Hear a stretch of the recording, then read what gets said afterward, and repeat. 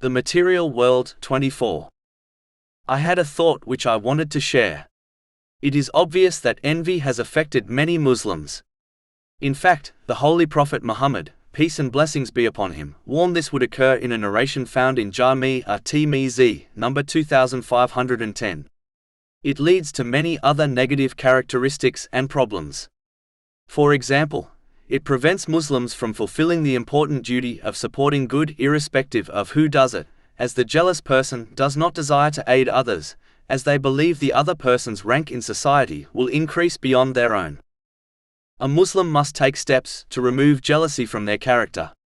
One thing which can aid in this goal is to become content with what a person possesses. Allah, the Exalted, does not give people according to their desires, as this might lead to their destruction.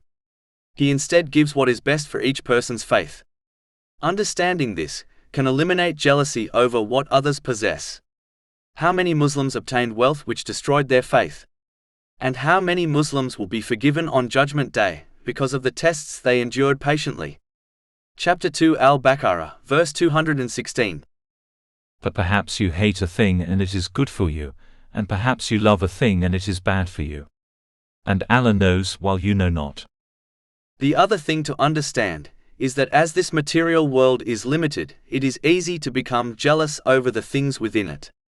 But if a Muslim aims for the hereafter, and prioritizes it over the excess of this material world, it would remove jealousy from them. This is because the blessings of the hereafter are unlimited, therefore, there is no need to be jealous, as there are plenty of blessings to go around. In fact, they will never end. But the more one aims and desires the limited things found within the world, the more jealous they will become.